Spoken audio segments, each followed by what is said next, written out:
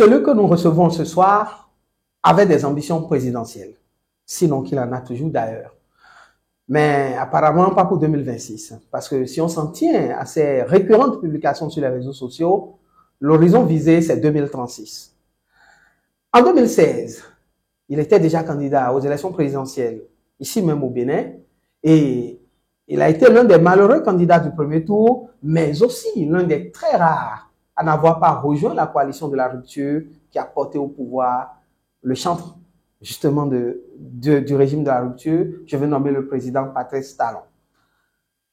Pendant les 5 ans qu'a duré le premier mandat du président Patrice Talon, il était au maquis, ou si vous voulez en exil. Toujours à lutter donc contre le champ de la rupture. Mais en 2021, début de cette année, contre toute attente, disons-le comme ça, il rentre au bécail, fait allégeance au champ de la rupture et le soutient activement pour sa réélection, donc pour un second mandat, par KO. Depuis lors, il s'est accommodé aux réformes du système partisan. Il a troqué son parti, l'Alliance Iroko, contre le parti au cheval Cabré, un des grands partis donc de la mouvance présidentielle, je veux nommer le parti Bloc républicain. C'est à ce titre donc de membre influent, de cadre, sinon de leader du Bloc républicain que nous recevons ici ce soir, monsieur, sinon le docteur Bertin Kouovi. Bonsoir, monsieur Bertin Kouovi. Bonsoir. Merci de nous honorer par votre présence. Je voudrais quand même faire remarquer que je n'ai jamais dit que je n'étais pas candidat en 2026. Le système partisan fait en sorte que personne ne devrait dire qu'il est candidat. Si quelqu'un peut savoir qui est candidat, eh bien, c'est le bureau politique du parti et in fine, et à la fin, le président Patrice Talon. Pour ce qui est de la mouvance présidentielle, pour ce qui est de l'opposition, c'est Yahi Boni qui va décider en dernier ressort. Voilà. Ceci étant dit, je suis candidat à rien. Il appartiendra au président ou bien aux instants du parti de remarquer que je peux être le cheval gagnant. Ah oui. Ça, c'est un. Par contre, en 2031, j'ai foi que la politique étant dynamique, oui, et qu'on change certaines donnes et que peut-être je puisse dire moi-même 2031, je suis candidat. Et voilà, donc je me positionne pour ce qui me concerne moi-même pour 2031, mais pour ce qui concerne 2026, je laisse la tasse de thé en décider à travers le président Patrice Talon et le bureau du Bloc républicain. Voilà qui est clair. Mesdames, Mesdemoiselles et Messieurs, bienvenue sur Point d'ombre, l'émission qui vous amène au-delà de l'actualité. Alors, monsieur Bertin Kouovi, parlons justement des présidentielles de 2026 qui s'annoncent, puisque nous sommes déjà en 2025. On constate que l'année démarre un peu comme sur les chapeaux de roue, avec cette sanction, d'une part au niveau du parti BR, des instances même du parti BR, et puis au niveau du gouvernement pour le désormais ex-ministre donc de l'énergie, des mines, de l'eau, je vais nommer Samou Seydou Adambi. Vous qui êtes membre donc du Bloc républicain, pouvez nous dire, parce que il y a beaucoup de fake, il y a beaucoup d'informations qui circulent sur les réseaux sociaux par rapport à cette situation. En quelques mots, que comprenez-vous du dossier Samou Adambi, si on peut ainsi parler? Bon, alors, le dossier Samou Adambi ne me surprend guère parce que il ne vous a pas échappé que le 4 décembre, j'ai fait une sortie que d'aucuns appellent prémonitoire ou bien prophétique, mais ce n'est pas de la prophétie, c'est de la capacité à projeter l'avenir. Nous avons voté des lois que Samou Adambi a soutenues par ailleurs et il faudrait les respecter. Alors, moi, j'ai commencé par remarquer qu'il y avait des jeunes et un certain nombre de militants et journalistes qui criaient « Oh, le peuple réclame Samou Adambi, le peuple réclame Samou Adambi ». Alors, quand ça commence comme ça, c'est du désordre dans un parti. Aussi, de petits mouvements en soutien à Samou Adambi ont commencé par être installés et ce qui fait désordre. Personnellement, c'est mon frère. Je l'ai appelé pour dire ce que je vois là va t'amener à la catastrophe. Et j'ai fait un message public et teinté de versets coraniques parce que le pouvoir est d'essence divine. Et j'ai pris la sourate 3, versets 26 et 27 pour illustrer mes propos. Et je lui ai demandé de faire une sortie officielle pour démentir ce que le potentiel avait écrit. Et un certain nombre de journalistes qui ont continué. Je n'ai pas la preuve formelle que ce soit lui qui leur a demandé un tel exercice, mais on se connaît. Hein. Alors, quand ça commence comme ça, le bénéficiaire est toujours caché dans l'ombre, mais n'ayant pas la preuve formelle, je ne peux pas dire que c'est lui. Et ça commençait par mettre du désordre dans le parti. À une semaine de la fin de l'année, enfin je dis le 30 plutôt, oui. Je parlais avec un militant, pas des moindres, qui disait ça passe ou ça casse, Adambi doit être candidat, alors que le système partisan et nos lois, nos tests ne le permettent pas. Je n'ai pas donc été surpris qu'il ait été blâmé pour manquement à la discipline, suspendu en tant que président, vice-président du Bloc républicain, mais il reste toujours militant. Et moi, je suis allé le voir hier matin, j'ai échangé avec lui, et je lui ai conseillé que maintenant qu'il n'est plus, il est suspendu de sa fonction de vice-président, et je crois que il fera œuvre utile en montrant son militantisme, parce qu'on ne l'a pas chassé du parti, et il reste militant, du reste jusqu'à aujourd'hui. Tout dépendra de quelle action il va mener. Donc moi, je lui ai conseillé d'anticiper et de montrer qu'il est un militant et qu'il est prêt à se battre comme il le fait déjà pour le parti et pour celui qui aura obtenu la faveur du président et du bureau politique du parti. Alors, est-ce que vous pensez sincèrement que pour quand même un jeune de cette trempe-là, qui a quand même, pour qui c'est légitime d'avoir des ambitions, mais bon, voilà, il est dans un parti, il y a une discipline de groupe 7, mais toutes ces sanctions dont il est l'objet actuellement, est-ce qu'il pourra toujours avoir le cœur du militant tel que vous le souhaitez là? Est-ce réaliste? S'il est un homme politique, oui, mais s'il n'était qu'un ministre, rien n'est moins sûr. Moi, j'ai, à cause de la politique de ceux qui croyaient soutenir le président Patrice Talon, j'ai été mis en prison, accusé de sorcellerie, et on m'a retiré, on a nullifié mes documents de voyage de béninois, 2 ans d'apatridie, 5 ans d'exil, oui, etc. Mon père est mort, j'ai pas pu assister à son enterrement. Ma mère morte, je n'ai pas pu, mais ça m'a pas empêché, dans l'intérêt supérieur de notre pays, de trouver la force politique et intellectuelle en moi pour faire la paix avec Patrice Talon, faire la paix avec la République, pour dire, écoutez, trouvons une raison de travailler ensemble. Alors, si Adambi est vraiment un homme politique, il pourra le faire. Encore que Adambi a été ministre durant 7 ans. Oui. Si ce n'est pas le président Talon qui ne sait pas se séparer de ses collaborateurs, j'ai jamais vu quelqu'un faire un poste ministériel durant 7 ans. En tout cas, pas au Bénin. Non, même ailleurs. Ça fait désordre. Et ça faisait que les autres piaffaient d'impatience, qu'on dégage d'autres ou bien qu'on décharge. Je préfère le mot décharger. Oui. Qu'on décharge ceux qui sont là pour qu'eux aussi les remplacent. Il n'y a pas que leur mère qui fasse des enfants ministrables. Donc, de ce point de vue, je ne trouve pas qu'il y ait péril en la demeure. Et le Adambi que j'ai vu le 6, aux environs de 10 heures à domicile, mais serait reconnaissant de l'opportunité que le président Talon lui a donnée de servir la République à ses côtés durant 7 ans. Aussi, j'en aurais terminé, c'est Talon qui est élu. Tout pouvoir que Adambi a pu avoir était une délégation de pouvoir.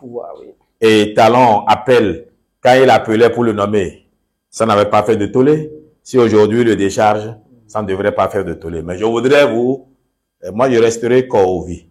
Je crois que c'est parce que Adambi doit quitter le gouvernement que, pour des raisons qu'on évoque, puisqu'il est au gouvernement au nom du Bloc républicain, et que les services de renseignement ont dû informer le président de ce que, il y a des comportements qui ne répondent pas de quelqu'un qui est soumis à l'autorité du chef, on devait le décharger de sa mission. Fallait qu'il quitte aussi sa position dans le parti afin de justifier aussi son départ. Donc, n'allez pas croire que c'est parce que le parti l'a blâmé qu'il quitte le gouvernement. C'est parce qu'il doit quitter le gouvernement qu'il quitte le parti. Vous verrez très peu de personnes pour faire une telle analyse, mais c'est comme ça que je vois la chose. Oui, donc toutes ces sanctions sont des sanctions parallèles. Ça va dans le même sens. Il n'y a pas de lien de causalité, et surtout pas que parce qu'il a été suspendu du parti BR, que c'est pour ça qu'il perd son poste au niveau du ministère. C'est bien cela ce que vous dites. Non, c'est parce qu'il doit quitter son poste du ministère. Voilà. Et parce qu'il quitte le poste au ministère, pas parce qu'il a mal géré son secteur, voilà, mais parce qu'il a mal géré sa collaboration politique. Il est au gouvernement au titre du bloc républicain. Et, ma foi, des mouvements parallèles au parti pour soutenir sa candidature.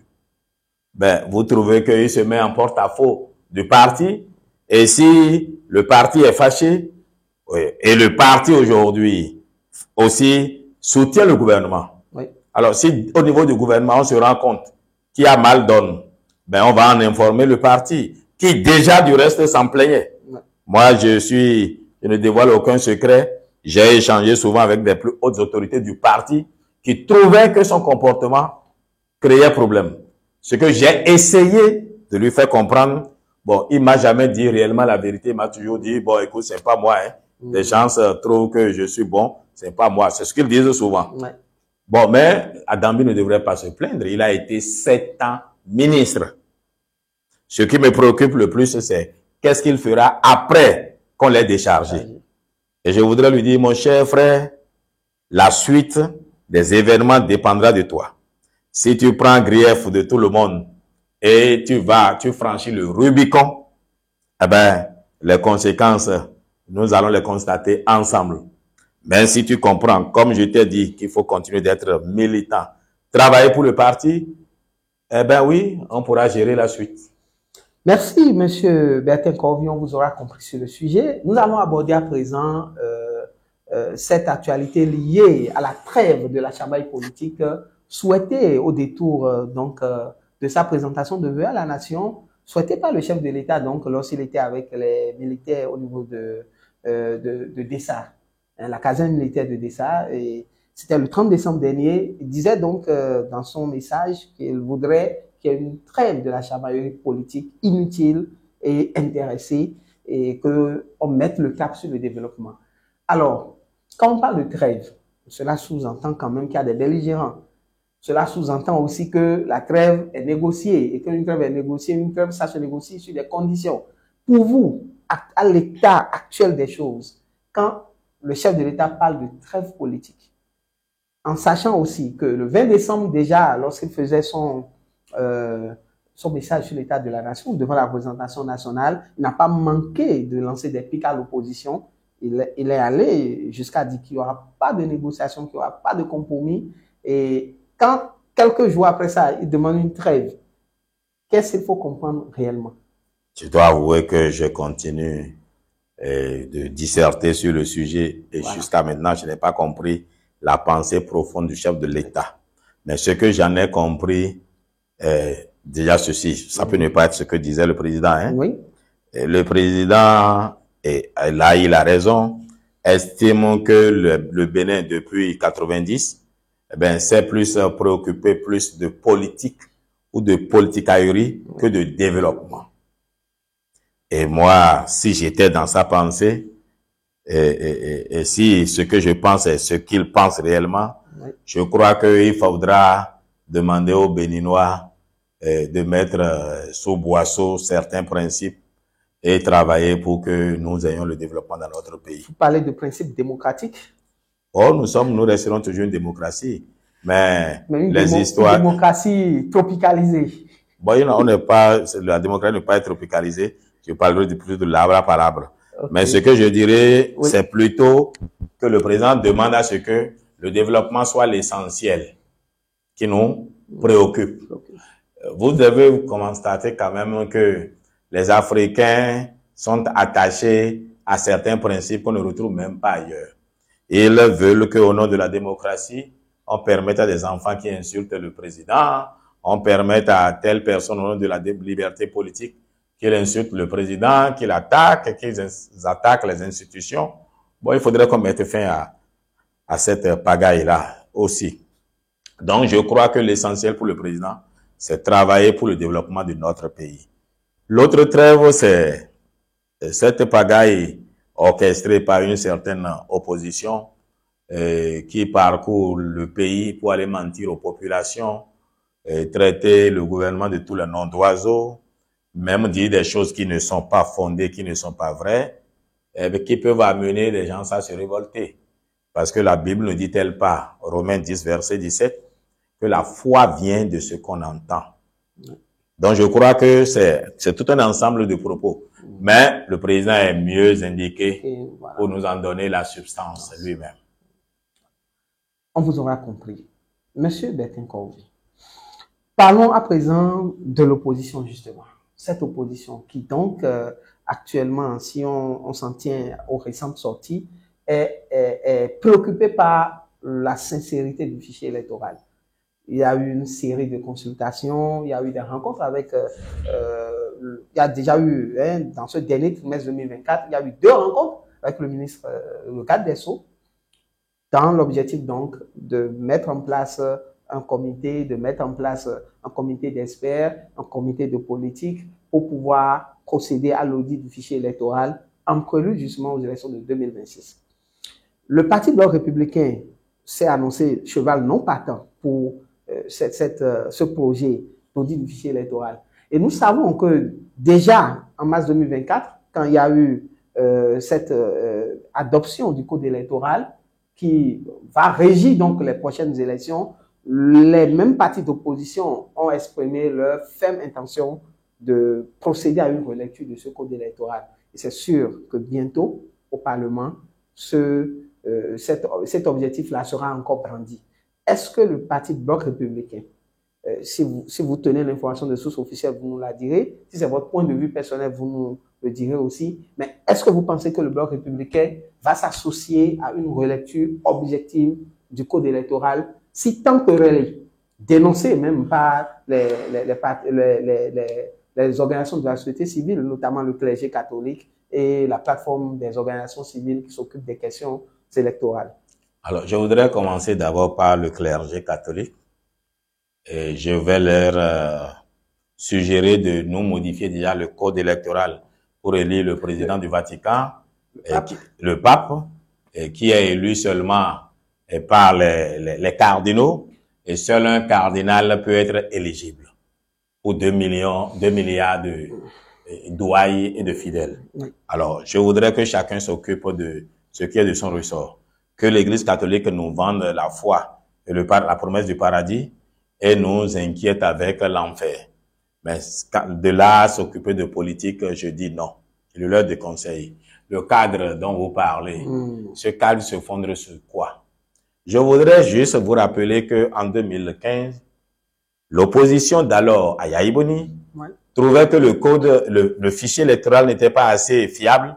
Pourtant, c'est elle qui a fini par gagner l'élection devant Zinsou. Les opposants africains ont toujours la manie de trouver que le code n'est pas bien parce qu'ils veulent exorciser leur propre peur.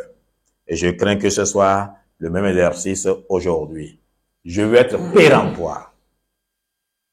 Il n'y aura aucune relecture du code électoral. On n'en a pas besoin. Parce que les sujets dont on parle, parlons-en. Ils vont vous dire qu'on leur parle de 20%. Oui.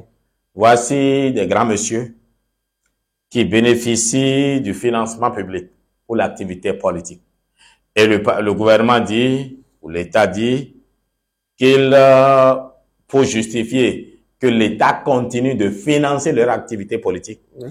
Il faut qu'il montre que 2%, 2 sur 10 des électeurs, ou bien 2 sur 10 citoyens, mais les portent leur projet politique. 2 personnes sur 10 personnes dans un village. Mais s'ils ne peuvent pas justifier que 2 sur 10 adhèrent à leur projet politique, Pourquoi devrait-on leur donner l'argent public? L'argent que les Béninois souffrent pour réunir en termes d'impôts et taxes. Donc, c'est 2 personnes sur 10 personnes dans un village. Si un parti ne peut pas remplir ces conditions-là, eh bien, qu'il jette le torchon, voilà, qu'il y a le récépissé et qu'on n'en parle plus. Ça, c'est un. Oui. Il y a d'autres aspects aussi dont il parle où je trouve que c'est un procès en sorcellerie. Aussi, c'est LD qui porte ce combat-là. LD a obtenu du président Patrice Talon la possibilité d'auditer le fichier. Le président a dit oui. Il a même instruit le ministre des Finances, pour les financer au besoin, le ministre de la Justice pour organiser la chose. Mais pour autant, on ne peut pas violer la loi. La loi dit que c'est à 180 jours de l'élection que le fichier est tiré du RAVIP, d'accord, et mis à disposition. On n'a pas encore un fichier. Ils veulent auditer quel fichier au fait. Bon, ils ont dit le fichier des législatives de 2023. Mais c'est caduc que ça n'existe plus parce qu'il n'y a plus de l'EPI, là, de l'EI. Oui. Donc, quand on a fini, eh bien, le fichier tombe dans les oubliettes.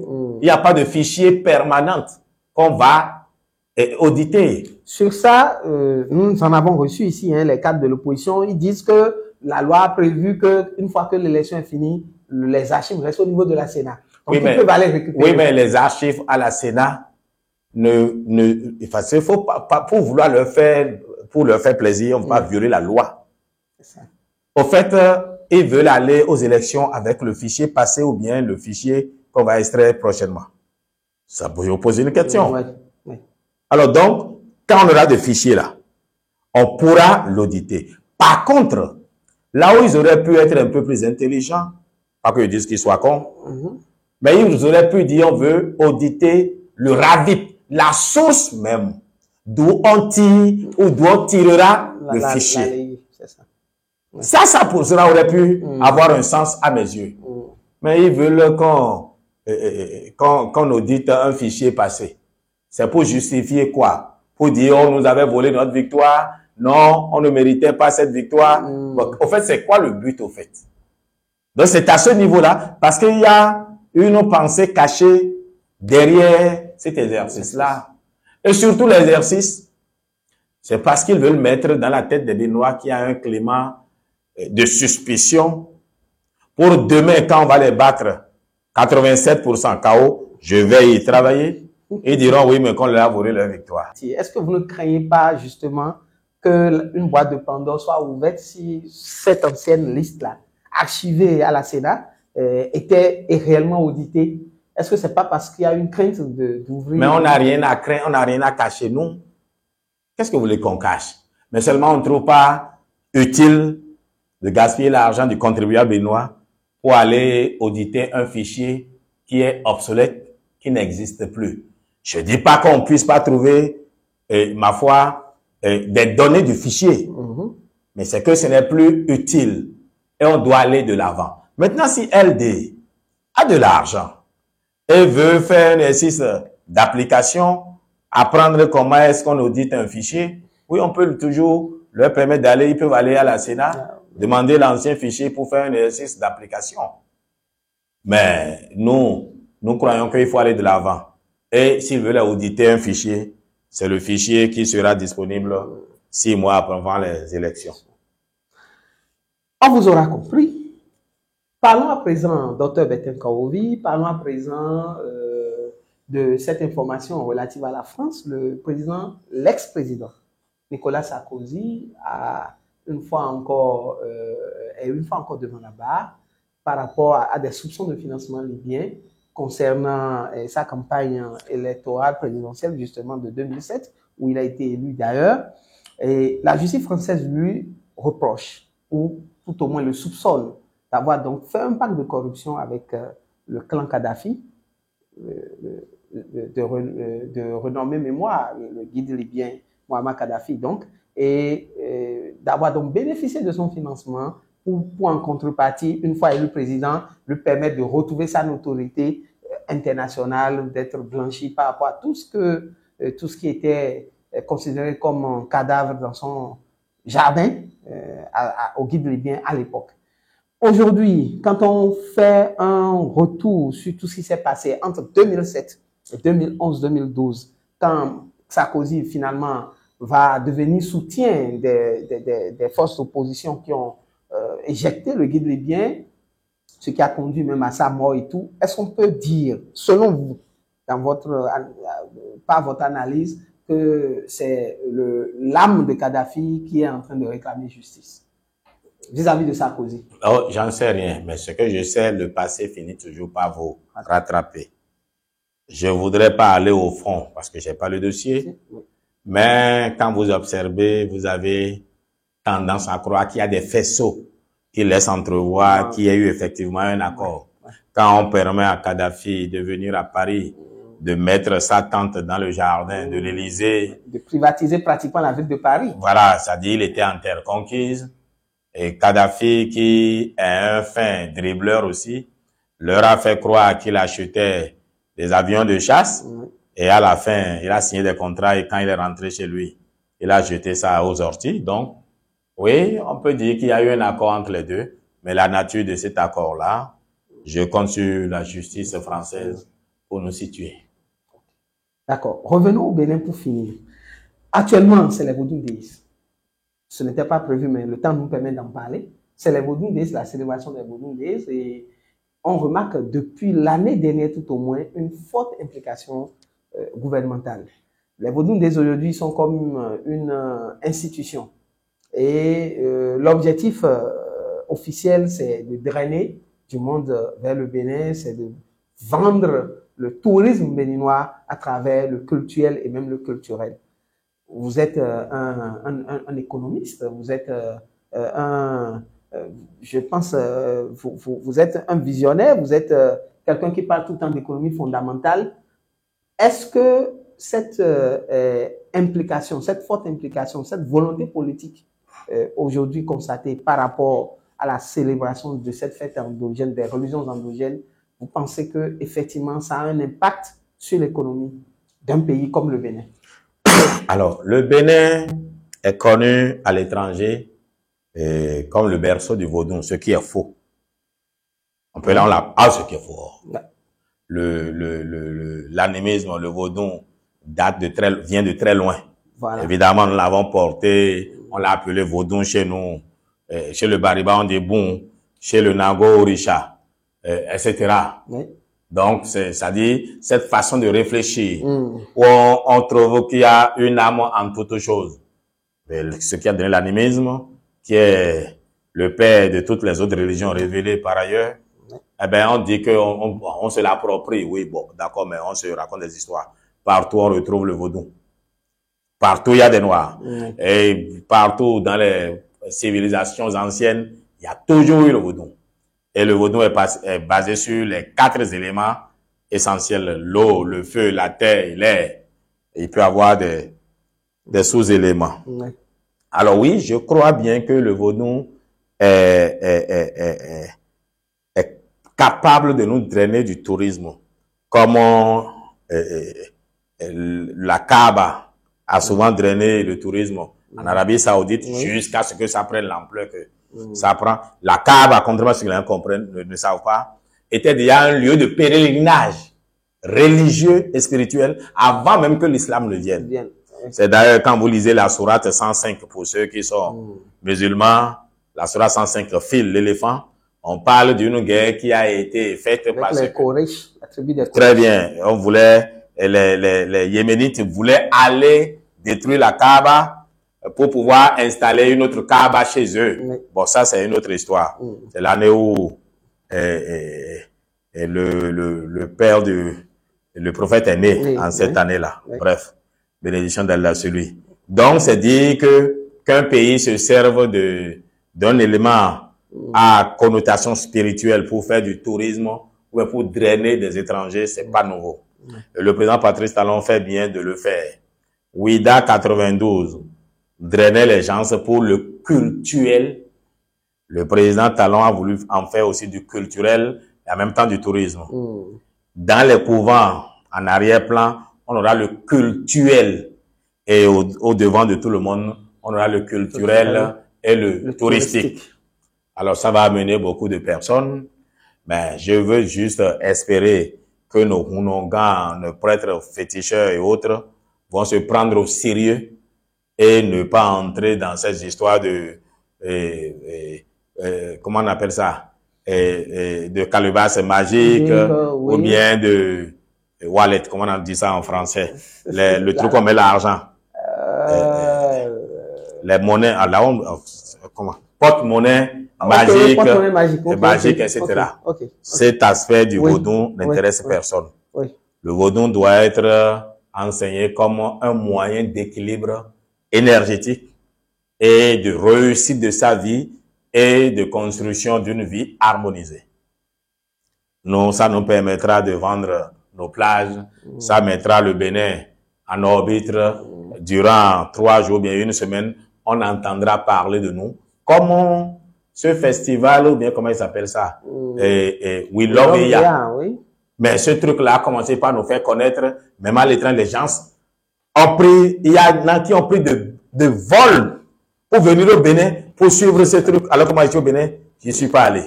Alors, c'est quand un ami m'a dit, mais je suis venu pour te dire, mais pour faire quoi? Oh, We Love Ya, We Love Ya. Il dit, qu'est-ce que tu trouves là-bas? Bon, il me chantait, je dis, mais ah bon, à ce point-là. Donc, oui, il faut faire un pays et un produit touristique qu'il faut vendre. C'est de l'événementiel.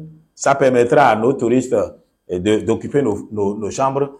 Et aussi nos sœurs qui n'ont pas encore de mari. Vous leur dites de vous épouser. Ça. Et de vous amener dans leur pays, pourquoi pas. Là, on n'aura plus de femmes sans mari. Ici, oui, mais c'est une occasion aussi pour que nos sœurs soient placées. Pas pour passer une nuit avec des touristes qui vous laissent après, non. Vous devez fermer vos cuisses pendant qu'ils sont là, les rendre amoureux jusqu'à ce qu'ils remplissent les conditions de vous épouser. Après, vous pouvez partir avec eux. Merci, Dr. Bertin Convi, pour cette note d'humour, mais en même temps de réalisme. Justement, mais en même temps de réalisme socio-anthropologique, je vais le dire comme ça, ou socio-matrimonial. Merci beaucoup, Dr. Bertin Convi, d'avoir été des nôtres pour ce numéro 5 de Point d'ombre, l'émission qui vous amène au-delà de l'actualité. Bonsoir chez vous. Merci.